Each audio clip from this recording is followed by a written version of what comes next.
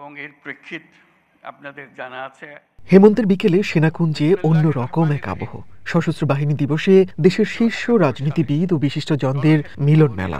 বৈশ্বিক প্রচেষ্টায় একটি দায়িত্বশীল ও এই আয়োজনে অন্যভাবে দৃষ্টি কাড়ে বিএনপি চেয়ারপারসন বেগম খালেদা জিয়ার উপস্থিতি। অসুস্থতাকে পাশ কাটিয়ে বিকেল 4টায় গুলশানের বাসা থেকে তিনি সেনাকুঞ্জে পৌঁছান। এ সময় 3 বাহিনীর প্রধানরা সাবেক এই প্রধানমন্ত্রীকে অভ্যর্থনা জানান। শুরুতেই প্রধান উপদেষ্টা ডক্টর মোহাম্মদ ইউনূসের সাথে কিছুক্ষণ একান্তে কথা বলেন বেগম খালেদা জিয়া। পরে যান মূল অনুষ্ঠানস্থলে। 21শে নভেম্বরকে মুক্তিযুদ্ধের একটি বিএনপি চেয়ারপারসনের পাশাপাশি সশস্ত্র বাহিনী দিবসের এই আয়োজনে জামায়াতে ইসলামী, এনসিপি সহ অন্যান্য রাজনৈতিক দলের শীর্ষ নেতা, মুক্তিযুদ্ধে আহত ও শহীদ পরিবারের সদস্য, জুলাই অভ্যুত্থানের শহীদ পরিবারের সদস্য ও আহতরা যোগ দেন। একটি শান্তিপ্রিয় জাতি হিসেবে আমরা সকল বন্ধুরা সকালেই 5.7 মাত্রার ভূমিকম্পে দেশে হতাহতের ঘটনা ঘটে। অনুষ্ঠানে দেয়া বক্তব্যের শুরুতে সেই দুর্যোগের কথা স্মরণ করেন প্রধান উপদেষ্টা। এই আনন্দের দিনেও আজকে আমরা সবাই ব্যথিত, দুঃখ ভারাক্রান্ত। হঠাৎ ভূমিকম্পের কারণে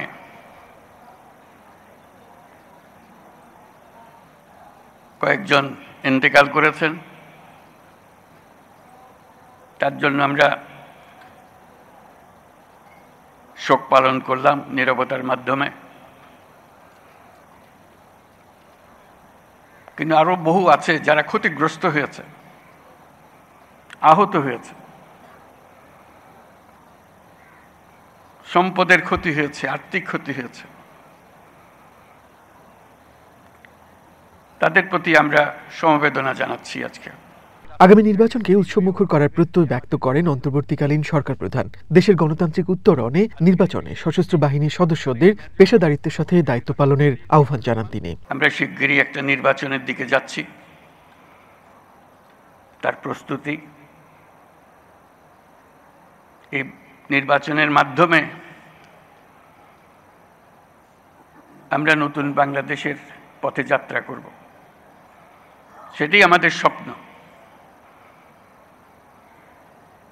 এই নির্বাচন যেন সর্বাঙ্গ সুন্দর হয়, আনন্দমুখর হয়, উৎসবমুখর হয় এবং আমাদেরকে সেই যাত্রাপথে সুন্দরভাবে রওনা করে দিতে পারে, সেটার জন্য আমরা সবাই মিলে চেষ্টা করব। বাংলাদেশের গণতান্ত্রিক উত্তরণে আসন্ন নির্বাচন একটি গুরুত্বপূর্ণ অধ্যায় হিসেবে বিবেচিত হবে। আমার সুদৃঢ় বিশ্বাস এটি নির্বিঘ্ন ও উৎসবমুখর নির্বাচন হবে। এর আয়োজনে সশস্ত্র বাহিনীর সদস্যগণ দক্ষতা ও পেশাদারিত্বের সাথে এই মহান দায়িত্ব পালন করবে। এ সময় মুক্তিযুদ্ধের শহীদ এবং 24-এর জুলাই অভ্যুত্থানে শহীদ, আহত ও অংশ নেয়া সবাইকে স্মরণ করেন প্রধান উপদেষ্টা। জুলাই অভ্যুত্থানে সেনাবাহিনীর ভূমিকারও প্রশংসা করেন ডক্টর মোহাম্মদ ইউনূস। ৭১-এর মুক্তিযুদ্ধে আমাদের সশস্ত্র বাহিনীর অবদান বাংলাদেশের ইতিহাসে স্বর্ণাক্ষরে লেখা থাকবে। সশস্ত্র বাহিনীর প্রিয় সদস্যবৃন্দ,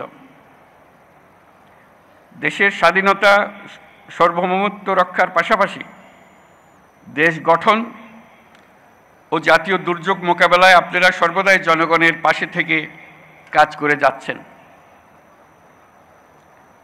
2024-এর ছাত্র জনতার অভ্যুত্থান ও চলমান দেশ পুনর্গঠন ও সংস্কারের কাজেও সশস্ত্র বাহিনী বরাবরের মতোই মানুষের পাশে দাঁড়িয়ে অব্যাহতভাবে দেশের মানুষের আস্থার প্রতিদান দিয়ে যাচ্ছে। সংক্ষিপ্ত বক্তৃতা শেষে সেনাকুঞ্জের অতিথিদের সাথে কুশল বিনিময় করেন প্রধান উপদেষ্টা। মনির মিল্লাত, ওয়ান নিউজ, ঢাকা।